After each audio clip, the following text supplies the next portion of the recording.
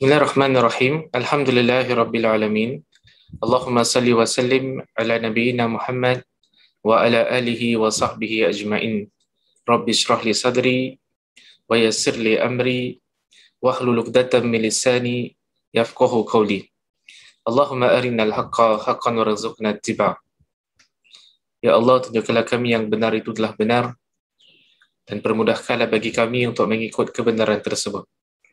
Wa arinal batila batilan warzuqna ijtinaba. Ya Allah, tunjukkanlah kami yang batil itu adalah batil dan permudahkanlah bagi kami untuk menjauhkan diri daripada kebatilan tersebut. Wahdina limakhtalifa fihi minal haqqi biiznik. Bila kami petunjuk dalam isu-isu yang diperselisihkan dengan izinmu. Innaka tahdi man tasha ila siratim mustaqim. Sungguhnya engkau lah yang memberikan petunjuk kepada siapa yang kau inginkan ke jalan yang lurus. Na'udzu bikalimatillahi tammah min kulli syaitanin wahammah wa min kulli ainin lammah. Muslimin muslimat dirahmati Allah. Pertama dan utama, terimalah salam ukhuwah daripada saya.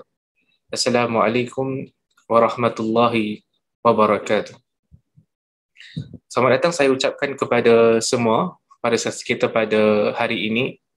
Hari ini kita akan mengupaskan, mensyarahkan dua lagi hadis Nabi sallallahu alaihi wasallam, iaitu hadis ke-89 dan hadis ke-90 daripada kitab Umdatul Ahkam karangan Imam Al-Maqdisi rahimahullahu taala. Seperti biasa, kita akan mulakan dengan membacakan teks asal hadis dalam bahasa Arab, kemudian terjemahannya, kemudian kita akan lihat apakah pengajaran-pengajaran penting yang boleh dikeluarkan daripada hadis tersebut.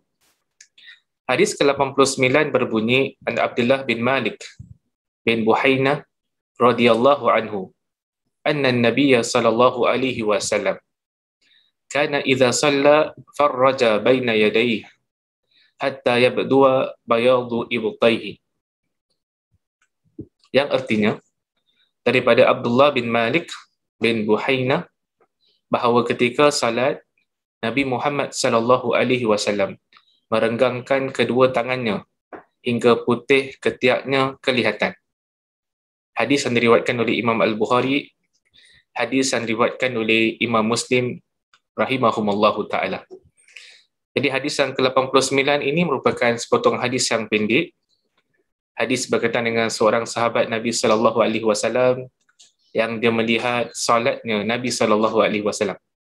Dan dia pun mengkhabarkan tentang sebahagian perbuatan yang dilihat daripada Nabi sallallahu alaihi wasallam dalam salat. Dan salah satu perbuatan yang dilihat oleh sahabat Nabi sallallahu alaihi wasallam dalam salat adalah tata cara bagaimana Rasul sallallahu alaihi wasallam melakukan sujud. Dalam hadis ini disebutkan yang Nabi SAW merenggangkan kedua tangannya hingga putih ketiaknya kelihatan. Itu adalah tatkala Nabi SAW sedang melakukan sujud. Apakah pengajaran-pengajaran yang penting yang boleh dikeluarkan daripada hadis ini? Ada dua pengajaran utama yang kita nak kongsikan pada hari ini berdasarkan hadis yang ke-89 tadi. Pertama sekali, hadis itu menunjukkan dianjurkan merenggangkan kedua tangan hingga kelihatan putihnya ketiak ketika sujud. Itu merupakan tata cara Nabi sallallahu alaihi wasallam. Nabi sallallahu alaihi wasallam ketika mana dia sujud, beliau sallallahu alaihi wasallam merenggangkan kedua tangannya sehingga kelihatan putihnya ketiak Rasul sallallahu alaihi wasallam. Pengajaran yang kedua yang boleh kita raih daripada hadis ini, berlaku sedikit perbincangan di kalangan ulama. Ketika sujud, merenggangkan kedua tangan ketika sujud. Adakah itu satu hukum yang umum bagi golongan lelaki dan golongan wanita, ataupun itu adalah khusus bagi golongan lelaki sahaja? Inilah yang kita lihat yang terdapat perbezaan pandangan di kalangan ulama. Ada sebahagian di kalangan ulama mengatakan daripada sudut solat tidak ada perbezaan antara golongan lelaki dengan golongan wanita. Apa yang dilakukan oleh lelaki dalam solat, maka itulah juga yang dilakukan oleh golongan wanita dalam solat. Itu merupakan pendekatan yang pertama. Pendekatan yang kedua pula adalah pandangan sebahagian di kalangan ulama yang mengatakan memang betul secara umumnya ada persamaan. Solat lelaki dengan solat wanita adalah sama-sama kena ikut tata cara solat yang ditunjukkan oleh Rasul sallallahu alaihi wasallam. Tetapi di sana ada sebahagian tempat dalam solat, sebahagian perkara berkaitan dengan solat yang terdapat sedikit perbezaan antara lelaki dengan wanita. Salah satu perkara yang terdapat perbezaan menurut sebahagian di kalangan ulama adalah tatkala mana sujud, merenggangkan tangan kan, ketika sujud ni. Ada sebahagian di kalangan ulama berpandangan yang hukum ini hanyalah khusus untuk golongan lelaki. Hukum ini tidak terkena kepada golongan wanita. Kan itu merupakan pandangan sebahagian di kalangan ulama. Dan selain daripada keadaan sujud ni, ada lagi tempat-tempat yang lain, perkara-perkara yang lain yang mana terdapat sedikit perbezaan antara lelaki dengan wanita berkaitan dengan solat.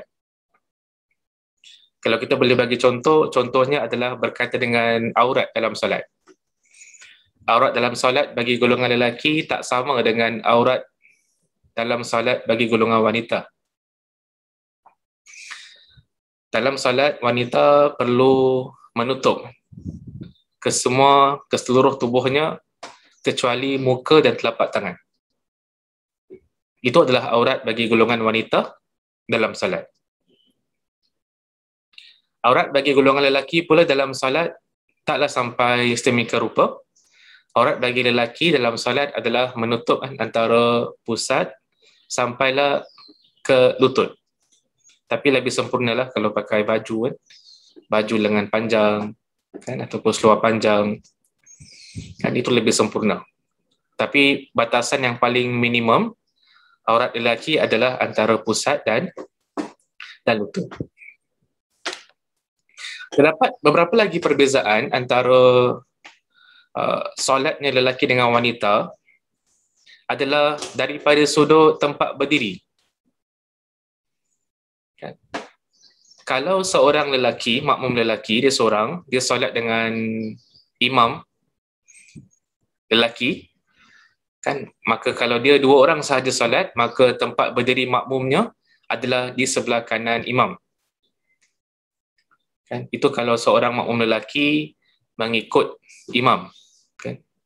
Jadi tempat berdiri makmum adalah di sebelah kanan imam.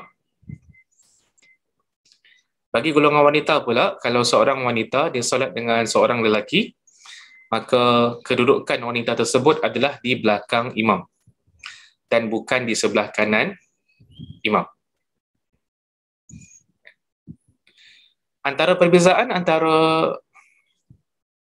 solat lelaki dengan solat wanita, kata sebahagian di kalangan ulama, kan, berdasarkan hadis Rasul sallallahu alaihi wasallam, adalah daripada sudut menegur imam. Imam kalau melakukan kesilapan dalam solat, golongan lelaki, cara dia menegur imam adalah dengan dia bertasbih dengan mengatakan subhanallah. Itu cara makmum lelaki tegur imam. Adapun golongan makmum wanita kalau nak tegur imam, cara dia menegur adalah dengan dia menepuk. Kan? Dia gunakan tangan kanannya, dia tepuk. Kan? ke badannya atau ke tangannya yang lagi satu untuk mengingatkan imam kalau sekiranya berlaku kesilapan yang dilakukan oleh sang imam di dalam solat. Antara perbezaan juga antara lelaki dengan wanita yang ada kaitan dengan solat, lelaki ni dituntut sangat untuk mendirikan solat secara berjemaah. Terutama sekali berjemaah di masjid. Berbeza dengan wanita, walaupun dibenarkan golongan wanita untuk pergi ke masjid mendirikan solat berjemaah, tetapi golongan lelaki ni lebih dituntut untuk melakukan solat berjemaah berbanding dengan golongan wanita. Jadi itulah beberapa perbezaan antara lelaki dengan wanita, beberapa perkara-perkara yang berkaitan dengan solat yang terdapat perbezaan antara lelaki dengan wanita. Jadi secara amnya lelaki dengan wanita solatnya sama yang diajarkan oleh Rasul sallallahu alaihi wasallam, cuma sebahagian perkara yang berkaitan dengan solat yang terdapat sedikit perbezaan antara golongan lelaki dengan golongan wanita sebagaimana yang kita jelaskan sebentar tadi. Daripada hadis ke-89 kita beralih kepada hadis yang ke-90. An Abi Maslamah Sa'id bin Yazid qala Sa'altu Anas bin Malik Akana an-nabiy sallallahu alaihi wasallam yusalli fi na'layhi? Qala na'am. Daripada Abu Maslamah Sa'id bin Yazid, saya bertanya kepada Anas bin Malik, pernahkah Rasul sallallahu alaihi wasallam salat dengan memakai kedua-dua kasutnya? Maka jawabnya pernah. Hadis yang diriwayatkan oleh Imam Bukhari, hadis yang diriwayatkan oleh Imam Muslim rahimahumullahu taala. Jadi hadis ini adalah hadis yang pendek. Seorang individu yang bernama Abu Maslamah Sa'id bin Yazid, dia tanya dekat sahabat Nabi, iaitu Anas bin Malik. Dia tanya dekat Anas bin Malik sama ada Anas bin Malik ni pernah tak dia nampak Nabi SAW mendirikan salat dengan memakai kasut. Apa jawab Anas bin Malik radhiyallahu an? Anas bin Malik radhiyallahu an menjawab, pernah. Nabi SAW pernah mendirikan salat dalam keadaan memakai kasut. Apakah pengajaran yang boleh kita keluarkan daripada hadis yang pendek ini? Ada beberapa pengajaran yang penting. Pertama sekali adalah dibenarkan memakai kasut ketika mendirikan solat. Kita nak solat, tak pakai kasut pun boleh. Kita nak mendirikan solat dalam keadaan pakai kasut pun boleh. Tengok keadaan. Kalau kita kat rumah, kita solat, selalu kita masuk rumah, buka slipper, buka kasut. Kita solat dalam keadaan tidak memakai kasut. Di masjid pun sama. Masjid kita solat dalam keadaan kita buka kasut kita, baru kita masuk ke dalam masjid. Hadis ini menunjukkan yang kalau sekiranya seseorang ingin mendirikan solat dengan memakai kasut, maka itu juga adalah dibenarkan. Kadang-kadang seorang Muslim dia terperangkap dalam satu keadaan yang dia terpaksa solat dalam keadaan memakai kasut.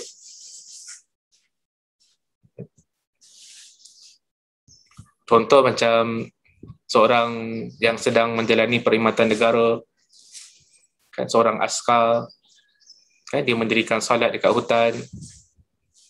Boleh tak pakai kasut? Boleh. Tak jadi masalah. Sah tak solat tersebut? Solatnya adalah sah.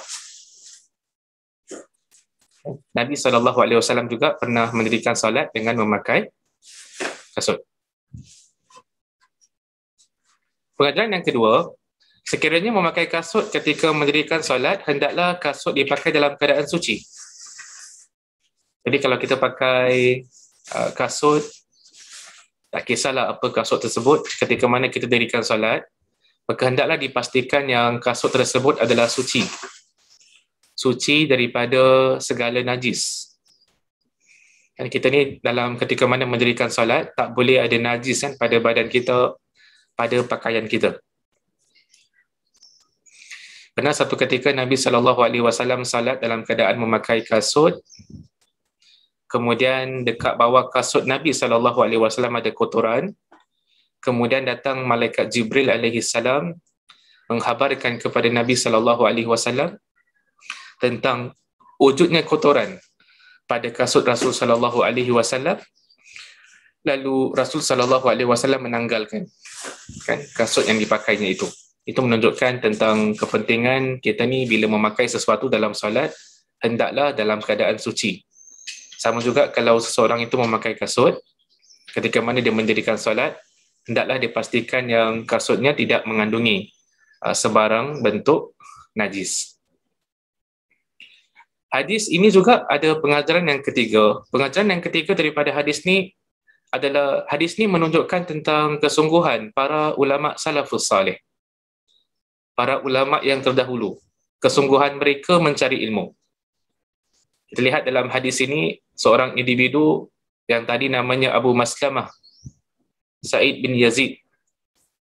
Dia nak tahu tentang tata cara solat Nabi sallallahu alaihi wasallam. Jadi bagaimana dia nak mendapatkan ilmu tersebut? Cara dia mendapatkan ilmu adalah dengan dia bertanya kepada sahabat Nabi sallallahu alaihi wasallam. Dia bertanya kepada Anas bin Malik sama ada Nabi sallallahu alaihi wasallam pernah mendirikan solat dalam keadaan memakai kasut. Lalu Anas bin Malik radhiyallahu an mengatakan pernah. Nabi sallallahu alaihi wasallam pernah mendirikan solat dalam keadaan memakai kasut. Jadi kesungguhan, dia menunjukkan kesungguhan para ulama salafus salih kita, para ulama kita yang terdahulu dalam mencari, menuntut ilmu. Dan salah satu wasilah jalan yang boleh ditempuh untuk mencari ilmu adalah dengan bertanya. Dengan bertanyakan soalan-soalan yang bermanfaat. Itulah pengajaran-pengajaran yang penting yang kita nak kongsi pada hari ini. Kalau sekiranya ada kebenaran dalam apa yang disampaikan, itu datang daripada Allah Subhanahu wa taala. Kalau sekiranya ada kesilapan dalam penyampaian, itu datang daripada diri saya sendiri. Saya minta ampun kepada Allah dan saya bertaubat kepadanya. Kita tutup dengan tasbih kafarah. Subhanakallahumma wa bihamdika asyhadu an la ilaha illa anta astaghfiruka wa atubu ilaik. Sekian. Assalamualaikum warahmatullahi wabarakatuh.